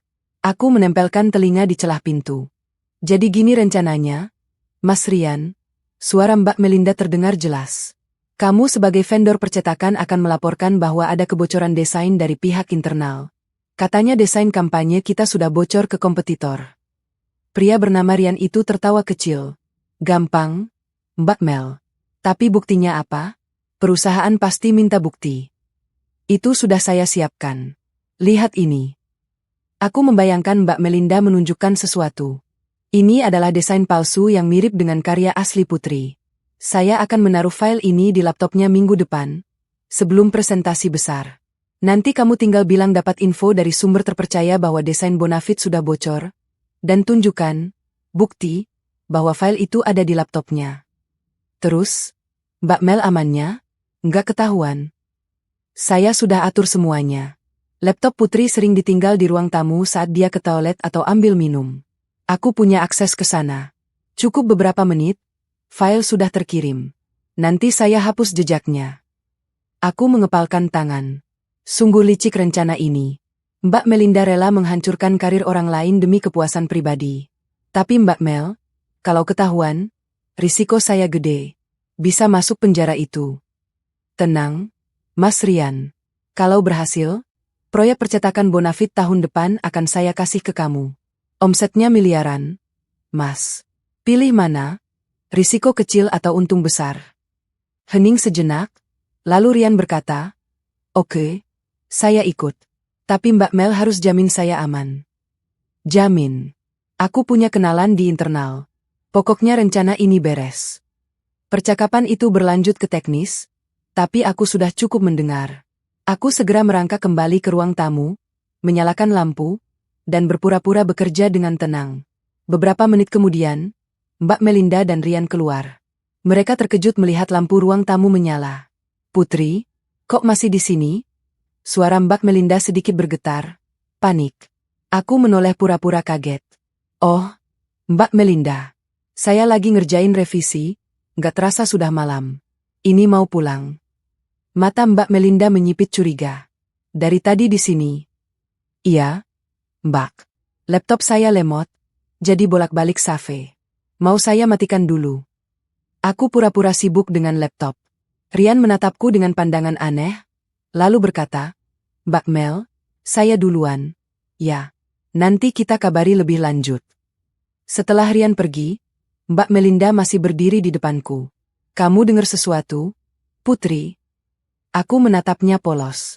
"Dengar apa, Mbak? Saya dari tadi fokus ngerjain desain. Memnya ada apa?" Mbak Melinda menatapku lama, mencoba mencari kebohongan. Tapi aku sudah terbiasa menyembunyikan perasaan. Akhirnya ia berkata, "Nggak apa-apa. Cepet pulang, udah malam." "Iya, Mbak. Mbak juga." Aku membereskan laptop, melangkah keluar. Di lift, aku baru berani menghela napas lega. Tapi lega itu segera berubah menjadi tekad. Aku harus bergerak lebih cepat. Malam itu juga, sesampai di kontrakan, aku langsung membuka laptop dan menuliskan semua yang kudengar. Detail percakapan, nama Rian, rencana penanaman file palsu. Aku simpan dalam folder terenkripsi.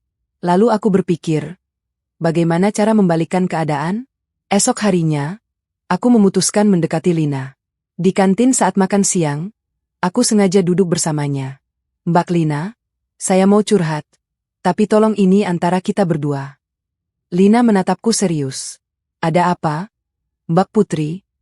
Aku bercerita tentang firasatku, bahwa ada orang dalam yang berusaha menjatuhkanku.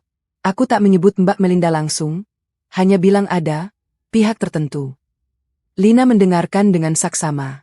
"Masalahnya, Mbak Lina, saya nggak punya bukti kuat. Cuma firasat dan beberapa keanehan." Lina menghela napas. "Sejujurnya, Mbak Putri, saya juga lihat keanehan. Mbak Melinda memang seperti punya agenda pribadi sama Mbak. Saya bingung kenapa. Ini mungkin agak pribadi, Mbak. Tapi Mbak Melinda pernah menghina ayah saya di acara lamaran saya dengan adiknya. Dia bilang ayah saya gembel, nggak pantas jadi besannya. Saya putus dengan adiknya karena itu." Lina terbelalak. "Astaga, Mbak Melinda sekejam itu." Saya nggak mau bicara buruk, Mbak. Tapi saya curiga, dia nggak rela saya sukses di sini.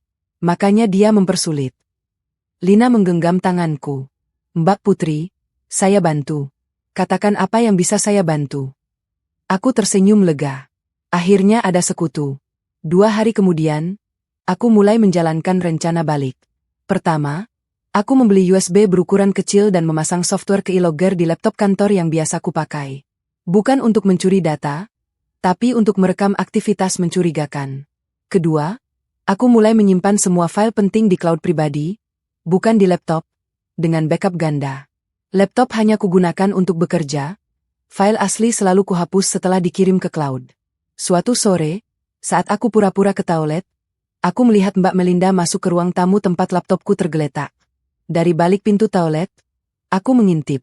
Ia membuka laptopku, memasukkan USB, dan menyalin sesuatu. Aku tersenyum. Biarkan saja. Laptop itu sudah kuseting khusus. Setiap transfer file akan tercatat otomatis dan dikirim ke emailku. Malamnya, aku buka email. Ada notifikasi transfer file. File itu bernama desain_bocor zip. Aku mendownloadnya, membukanya. Isinya adalah desain palsu yang mirip dengan karyaku, tapi dengan kualitas lebih rendah dan beberapa kesalahan elementer. Ini, bukti, yang akan digunakan untuk menjatuhkanku. Aku segera menghubungi Lina lewat chat pribadi. Mbak Lina, saya punya bukti sekarang. Tapi saya perlu bantuan Mbak untuk jebak balik. Lina membalas cepat. Gimana caranya? Besok saya akan, pura-pura, sakit. Laptop saya tinggal di kantor. Saya titip ke Mbak Lina untuk menjaga laptop itu, tapi sebenarnya Mbak Lina diam-diam merekam semua yang terjadi. Saya sudah pasang kamera tersembunyi di rak buku, menghadap ke meja. Berani, Mbak Putri, kalau ketahuan. Justru kita ingin dia ketahuan, Mbak. Tapi dengan cara yang aman. Rekaman itu akan kita simpan sebagai bukti kalau dia benar-benar memasukkan file palsu. Lina setuju. Esok harinya, aku berpura-pura sakit. Aku mengirim pesan ke Mbak Melinda dan tim bahwa aku tak bisa masuk. Tapi laptopku tinggal di kantor karena ada file yang perlu diakses tim. Mbak Melinda membalas singkat. Iya, nanti saya cek. Aku duduk di kontrakan, menatap layar ponsel yang terhubung dengan kamera tersembunyi di kantor. 2 jam kemudian, Mbak Melinda masuk ke ruang tamu. Ia melihat sekeliling, lalu duduk di depan laptopku. Ia membukanya, memasukkan USB lagi, dan mulai memindahkan file. Tak hanya itu, ia juga menghapus beberapa file asliku, yang sebenarnya sudah kusimpan di cloud, agar seolah aku ceroboh. Ia bekerja cepat, mungkin hanya 5 menit, lalu pergi. Aku merekam semua itu. Jelas. Wajahnya, USB-nya, aksinya. Senyumku mengembang. 3 hari sebelum presentasi besar, suasana kantor memanas. Mbak Melinda mulai menyebarkan isu bahwa ada kebocoran desain, dan pelakunya sedang diselidiki. Beberapa staf menatapku curiga. Tapi aku tetap tenang, tersenyum sopan pada semua orang. Lina mendekatiku di pantry. Mbak Putri, siap? Siap, Mbak. Besok kita eksekusi. Malam itu, aku pulang dengan perasaan campur aduk. Di satu sisi, aku senang karena sebentar lagi kebenaran akan terungkap. Di sisi lain, ada sedikit rasa iba. Mbak Melinda mungkin sombong, mungkin licik, tapi ia tetap manusia. Mungkin ada luka di masa lalunya yang membuatnya begitu. Tapi aku tak bisa membiarkan kezaliman ini berlalu begitu saja. Aku duduk di teras kontrakan, memandang langit malam yang bertabur bintang. Ayah keluar, duduk di sampingku. Lagi mikirin apa? Enduk. Ayah, besok Putri akan menghadapi hari besar. Mungkin setelah ini, banyak yang berubah. Ayah menggenggam tanganku. Apapun yang terjadi, ayah bangga sama kamu. Kamu anak ayah yang paling kuat. Aku menyandarkan kepala di bahu ayah. Doain Putri lancar, Yah. Doa ayah selalu menyertaimu, Endu. Keesokan harinya, aku datang ke kantor dengan langkah mantap. Hari ini adalah rapat final sebelum presentasi besar. Semua tim humas hadir, termasuk Mbak Melinda dan Lina. Pak Dirut juga direncanakan hadir di akhir rapat untuk mendengar progres. Rapat dimulai. Mbak Melinda memimpin dengan percaya diri. Ia memaparkan progres kampanye, memuji timnya, lalu tiba-tiba menatapku tajam. Namun, ada satu masalah serius yang perlu kita bahas. Suaranya berubah berat. Ada indikasi kebocoran data dari internal tim. Desain kita diduga sudah bocor ke pihak luar. Semua mata tertuju padaku. Aku tahu ini saatnya. Kami punya bukti bahwa file-file desain telah dipindahkan ke perangkat pribadi seseorang. Mbak Melinda menatapku. Putri, saya perlu memeriksa laptop Anda. Semua orang menahan napas. Lina menatapku cemas. Aku tersenyum tenang, lalu berkata, silakan, Mbak. Tapi sebelum itu, saya juga ingin menunjukkan sesuatu. Aku membuka laptop, mencolokkannya ke proyektor. Semua orang melihat layar besar. Ini adalah rekaman dari kamera keamanan yang saya pasang di ruang tamu, dengan izin Pak Dirut untuk keperluan dokumentasi proyek. Aku berbohong, tapi tak ada yang tahu. Klik. Video diputar.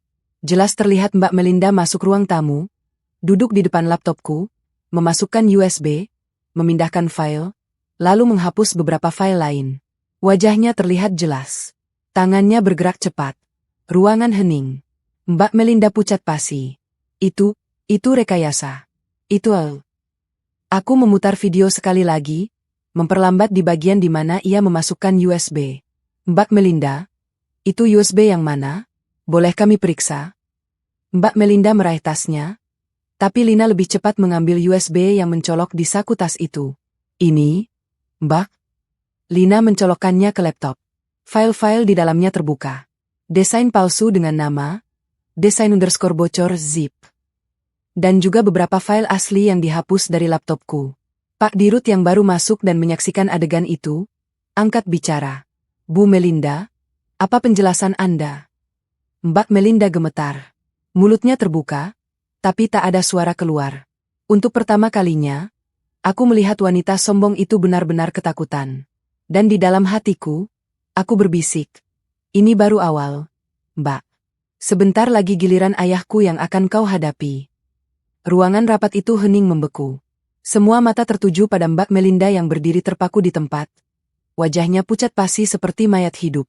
Pak Dirut, Pak Hartawan, berdiri di depan pintu dengan tangan bersedekap, menunggu penjelasan. Lina masih memegang USB itu, menyerahkannya pada atasan. Dan aku, duduk tenang di kursiku, menyaksikan semua ini seperti menonton film yang sudah ku kenal akhir ceritanya. Ini fitnah. Suara Mbak Melinda akhirnya keluar, bergetar dan putus asa. Pak Hartawan, ini rekayasa Putri. Dia sengaja memfitnah saya karena masalah pribadi. Pak Hartawan melirikku, lalu kembali ke Mbak Melinda. Masalah pribadi apa, Bu Melinda?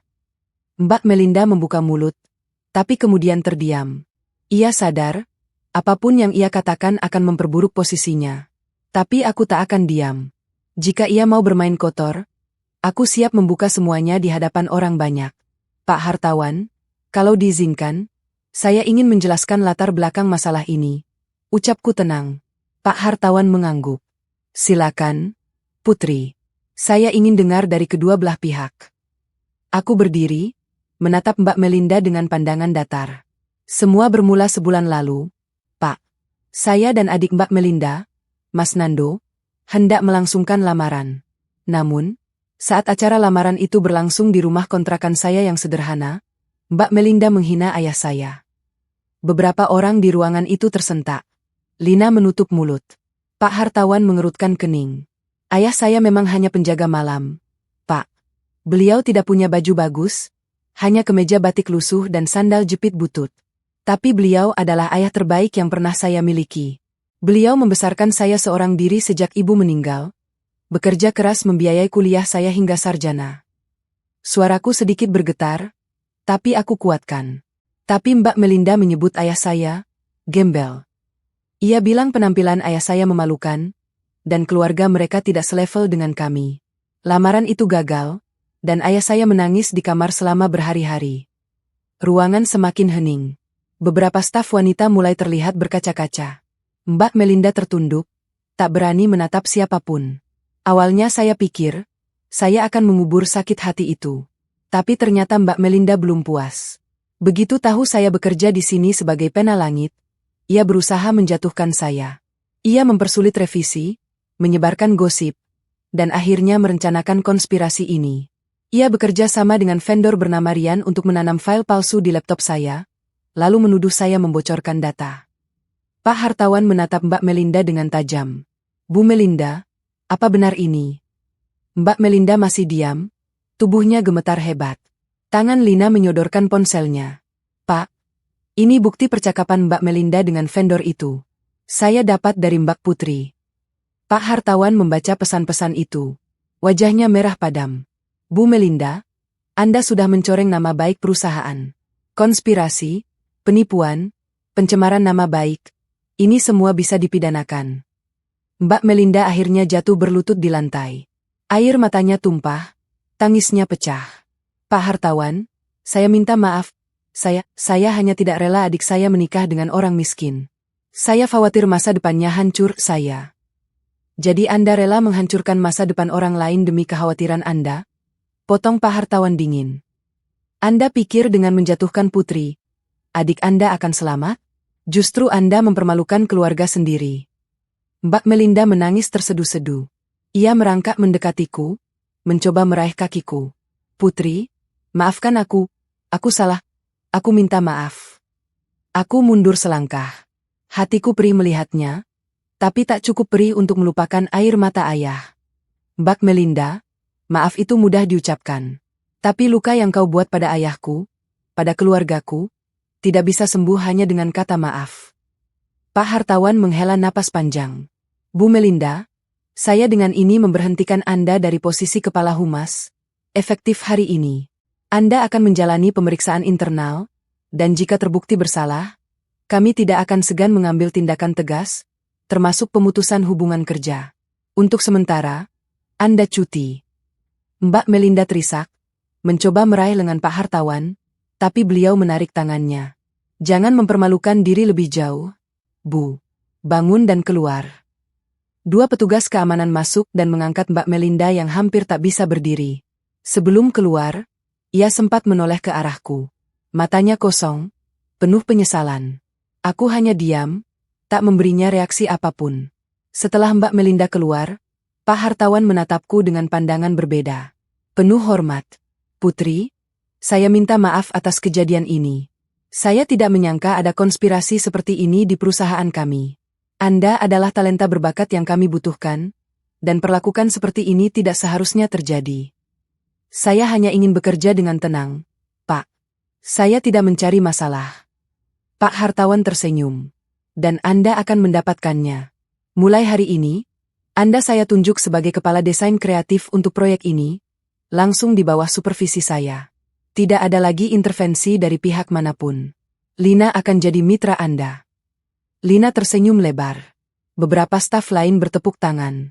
Aku hanya bisa mengucap syukur dalam hati. 3 hari kemudian, presentasi besar kampanye HUT ke-25 Bonafit digelar di Hotel Bintang 5. Semua petinggi perusahaan, klien besar, dan media hadir.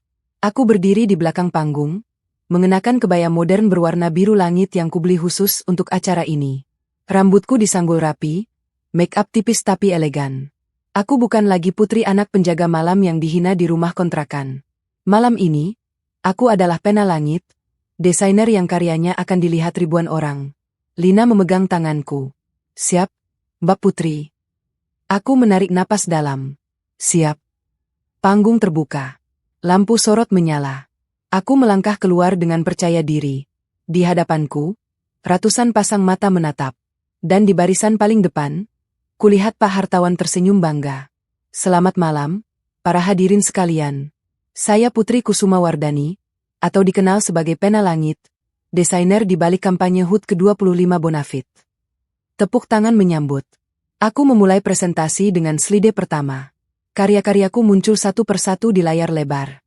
Desain logo spesial yang menggabungkan angka 25 dengan simbol keris, melambangkan kekuatan dan tradisi. Ilustrasi media sosial dengan warna-warna cerah penuh semangat. Video animasi yang menceritakan perjalanan Bonafit selama 25 tahun, dengan narasi menyentuh tentang kerja keras, inovasi, dan kebersamaan. Dan merchandise, tote bag, tumbler, notebook dengan desain eksklusif. Setiap slide mendapat aplaus. Pak Hartawan beberapa kali mengangguk-angguk puas. Lina di belakang panggung memberi acungan jempol. Di penghujung presentasi, aku menampilkan video yang paling spesial. Video tentang orang-orang kecil di balik kesuksesan Bonafit. Para satpam yang berjaga setiap malam, petugas kebersihan yang memastikan gedung tetap kinclong, supir antar jemput karyawan. Aku menampilkan foto-foto mereka dengan narasi. Kesuksesan sebuah perusahaan besar tidak hanya ditentukan oleh para direktur atau manajer, tapi juga oleh orang-orang sederhana yang bekerja tanpa lelah di balik layar. Merekalah pahlawan yang tak terlihat. Aku sengaja memasukkan slide tentang penjaga malam. Dengan foto seorang bapak tua berseragam, duduk di pos jaga dengan senyum lelah. Aku berkata, ayah saya adalah seorang penjaga malam. Beliau mengajarkan saya arti kerja keras, kejujuran, dan ketulusan. Dari beliau, saya belajar bahwa harga diri tidak diukur dari pakaian yang dikenakan, tapi dari hati yang bersih dan usaha yang halal. Matahariku berkaca-kaca. Beberapa hadirin terlihat menyeka air mata. Pak Hartawan berdiri dan memberi tepuk tangan berdiri. Seluruh ruangan mengikuti. Aku tersenyum, menunduk hormat. Saat acara selesai, banyak orang mendekat, memberi selamat, minta foto. Media mewawancaraiku. Tapi mataku terus mencari satu sosok. Dan di pojok ruangan, di balik kerumunan, aku melihatnya. Ayah. Beliau berdiri dengan setelan kemeja batik baru, yang kubelikan beberapa hari lalu, dan sepatu pantofel mengilap. Rambut putihnya disisir rapi, matanya basah. Di sampingnya, ada Pak Hartawan yang rupanya mengundang ayah secara khusus. Aku berlari mendekat, memeluknya erat. Ya, ayah datang. Ayah memelukku balik, tangannya yang kasar mengusap kepalaku. Ayah nonton dari awal, enduk. Ayah dengar semua. Ayah bangga sekali sama kamu. Aku menangis di pelukannya. Semua sakit hati, semua perjuangan, semua malam tanpa tidur, terbayar sudah saat ini. Pak Hartawan berkata, Pak Darmo, anak ibu luar biasa. Bukan hanya bakatnya, tapi hatinya. Beliau mengajarkan kami semua tentang arti kerja keras dan ketulusan. Ayah tersenyum. Matanya berbinar. Terima kasih, Pak. Saya hanya orang biasa, tapi Tuhan memberi saya anak luar biasa. Malam itu adalah puncak kemenanganku. Tapi aku tahu, ini belum selesai. Masih ada satu hal yang harus terjadi. Mbak Melinda harus melihat sendiri, bukan di kantor, bukan di ruang rapat, tapi di hadapan ayah. Ia harus berlutut, bukan di depanku, tapi di depan pria yang pernah ia sebut gembel. Dan aku akan memastikan itu terjadi. 2 minggu setelah presentasi besar, kabar mengejutkan datang bertubi-tubi. Mbak Melinda resmi dipecat dari Bonafit dengan tidak hormat. Bukan hanya karena kasus konspirasi menjatuhkanku, tapi investigasi internal membongkar praktik-praktik kotor lainnya yang selama ini ia lakukan. Aku mendapat kabar lengkap dari Lina, yang kini menjadi kepala humas baru. Suatu sore, kami bertemu di kafe dekat kantor. Lina membawa setumpuk dokumen dan cerita. Mbak Putri, kamu gak akan percaya apa yang kami temukan, ucap Lina dengan mata membelalak. Selama 3 tahun terakhir, Mbak Melinda menggelapkan dana humas hampir 1 miliar rupiah. Aku terkesiap. Apa? Lina membuka dokumen di hadapanku. Ini buktinya. Dia membuat laporan fiktif untuk event-event yang tidak pernah ada. Ada juga markup harga untuk vendor-vendor tertentu, termasuk vendor percetakan Rian yang kemarin itu. Rian sudah diperiksa dan mengakui semuanya. Mereka bagi hasil, Rian dapat proyek, Mbak Melinda dapat komisi gelap. Aku membaca dokumen itu dengan perasaan campur aduk. Di satu sisi, ini keadilan. Di sisi lain, aku iba melihat kehancuran seseorang. Tapi ibaku segera sirna saat mengingat air mata ayah. Terus sekarang gimana? Sekarang kasusnya dilimpahkan ke polisi. Mbak Melinda terancam hukuman penjara. Rumahnya yang mewah di Seturan sudah disita bank karena ternyata KPR-nya macet. Mobilnya juga ditarik leasing. Suaminya, kabarnya minta cerai. Aku menghela napas panjang. Hidup Mbak Melinda hancur dalam sekejap. Singgasana yang ia bangun dengan sombong, runtuhannya dalam hitungan minggu. Beberapa hari kemudian, aku mendapat telepon dari nomor tak dikenal. Aku ragu, tapi akhirnya mengangkat. Halo? Oh, Putri. Suara di seberang terdengar parau, hampir tak ku kenal. Tapi aku tahu siapa itu. Mbak Melinda. Iya, ini saya. Hening sejenak. Mbak Putri, saya minta waktu ketemu. Saya mau minta maaf langsung sama Bapak. Saya nggak akan memaksa, tapi tolong, kasih saya kesempatan. Aku diam, berpikir. Tunggu, saya hubungi ayah dulu. Ayah sedang duduk di teras saat aku pulang. Kuceritakan semuanya tentang telepon Mbak Melinda. Ayah mendengarkan dengan tenang, lalu berkata, undang dia ke sini, Endu. Besok sore. Ayah yakin. Ayah tersenyum. Ayah sudah tua, Endu. Yang ayah cari sekarang bukan balas dendam, tapi ketenangan hati. Biar ayah tutup buku ini dengan baik. Esoknya, sore hari, Mbak Melinda datang ke kontrakan kami. Aku hampir tak mengenalinya. Wanita yang dulu anggun dengan hijab bermerek dan tas branded itu, kini datang dengan kerudung lusuh, baju sederhana, tanpa make up. Wajahnya kusut, matanya sembab. Ia datang sendirian, naik ojek online. Ayah sudah duduk di kursi rotan, memakai kemeja batik lusuh yang sama seperti hari lamaran dulu. Sengaja? Mungkin. Mbak Melinda melangkah masuk dengan langkah gontai. Begitu melihat ayah, ia langsung berlutut di lantai semen. Pak, saya minta maaf. Suaranya bergetar, air mata mulai mengalir. Saya orang paling hina di dunia ini. Saya menghina Bapak, mengatakan Bapak gembel, padahal Bapak adalah orang yang mulia. Bapak membesarkan anak seperti Mbak Putri sendirian, dengan kerja keras, dengan kejujuran. Saya iri, Pak. Saya sakit hati karena hidup saya penuh kepalsuan.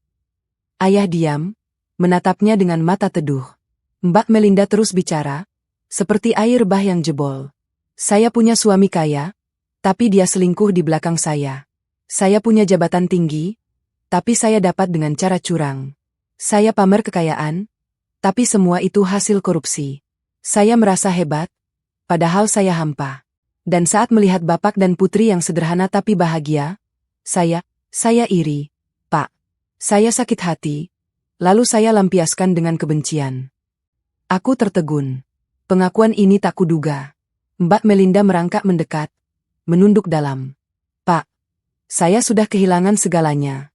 Pekerjaan, rumah, suami, harga diri. Saya mungkin akan masuk penjara. Tapi sebelum itu, saya ingin Bapak tahu, saya menyesal. Sungguh menyesal. Bapak boleh marah, boleh benci saya, tapi tolong maafkan saya. Ayahku diam cukup lama. Lalu perlahan, ia berdiri dari kursi rotan. Beliau berjalan mendekati Mbak Melinda, lalu berjongkok di hadapannya. Tangannya yang kasar terulur, mengusap puncak kepala Mbak Melinda yang tertunduk. Nak, bangun. Mbak Melinda terisak, tak berani mengangkat wajah. Ayah meraih tangannya, membantunya berdiri. Ayah sudah lama memaafkanmu. Nak, sejak malam itu juga, ayah sudah berdoa buatmu. Ayah doakan semoga kamu diberi hidayah, diberi hati yang lembut. Dan sekarang, doa ayah terkabul. Kamu datang sendiri, mengakui kesalahan. Itu butuh keberanian besar. Mbak Melinda menatap ayah tak percaya. Bapak maafkan saya. Ayah tersenyum, senyum yang sama seperti saat ia melamarku dulu. Tulus, tanpa dendam. Allah saja maha pemaaf. Masa ayah tidak? Nak, hidup ini penuh ujian. Kamu jatuh sekarang, tapi itu bukan akhir. Bangkit lagi, jadi lebih baik. Ayah doakan kamu. Mbak Melinda menangis sesenggukan di pelukan ayah. Aku berdiri di samping, menyaksikan pemandangan yang mengharukan ini. Pria yang dulu ia sebut gembel, kini menjadi tempatnya bersandar. Pria yang dulu ia hina, kini mengulurkan tangan saat ia jatuh. Setelah tangisnya reda, ayah mempersilakan Mbak Melinda duduk. Aku menuangkan teh hangat untuknya. Ia menerima dengan tangan gemetar. Minum dulu, nak. Tenangkan diri. Mbak Melinda menyesap teh, lalu berkata lirih. Pak, Putri, saya tahu saya tidak pantas minta apa-apa. Tapi tolong, izinkan saya memperbaiki diri. Saya mau mulai dari nol. Mau kerja apa saja, yang halal. Saya sudah muak dengan hidup palsu. Ayah menatapku, lalu berkata, Endu, apa kamu bisa bantu? Aku berpikir sejenak. Lalu ide muncul. Mbak Melinda, saya sedang butuh asisten untuk proyek-proyek desain. Urusan administrasi, koordinasi klien, hal-hal teknis. Gajinya tidak besar, hanya cukup untuk hidup sederhana. Tapi ini kerja halal. Mbak berminat? Mbak Melinda menatapku tak percaya. Kamu mau menerimaku bekerja? Aku tersenyum tipis. Bukan karena Mbak, tapi karena ayahku mengajarkan saya untuk memaafkan dan memberi kesempatan. Tapi ingat, Mbak, ini kesempatan terakhir. Sekali lagi berkhianat, saya tidak akan segan melaporkan semuanya ke polisi. Mbak Melinda mengangguk cepat. Air matanya kembali tumpah. Terima kasih banyak. Saya janji tidak akan mengecewakan. Sejak hari itu, Mbak Melinda bekerja sebagai asistenku. Gajinya pas-pasan, tapi ia terlihat lebih tenang. Ia tinggal di kos sederhana tidak jauh dari kontrakanku, naik angkutan umum setiap hari. Tak ada lagi mobil mewah, tak ada lagi tas branded. Tapi untuk pertama kalinya, aku melihat senyum tulus di wajahnya. Suatu sore, saat kami bekerja bersama di ruang tamu kontrakanku, Mbak Melinda berkata, "Putri, saya mau cerita. Waktu saya di penjara nanti, karena kasus korupsi itu masih berproses, saya akan jalani dengan ikhlas. Tapi saya minta satu hal. Tolong jenguk saya, bawakan ayah Bapak. Saya ingin belajar banyak dari beliau." Aku terharu. "Insyaallah, Mbak." Malam itu, aku duduk di teras bersama ayah. Langit bertabur bintang, angin malam berhembus sepe. Aku menyandarkan kepala di bahu ayah. "Yah, Putri bangga punya ayah." Ayah mengelus kepalaku. "Ayah juga bangga punya kamu, Endu. Kamu mengajarkan ayah arti kesabaran dan keikhlasan." Tapi ayah yang mengajarkan itu semua duluan. Ayah tertawa kecil. "Kita saling belajar, Endu. Itu keluarga." Kami terdiam, menikmati kebersamaan. Di kejauhan, lampu-lampu kota berkelip. Hidup terus berjalan, dengan luka yang mulai sembuh, dengan maaf yang tulus diberikan. Dan di kontrakan kecil ini, di bawah langit malam yang sama, seorang ayah dan anaknya duduk berdua. Bukan kaya harta, tapi kaya hati. Dan itu, lebih dari cukup.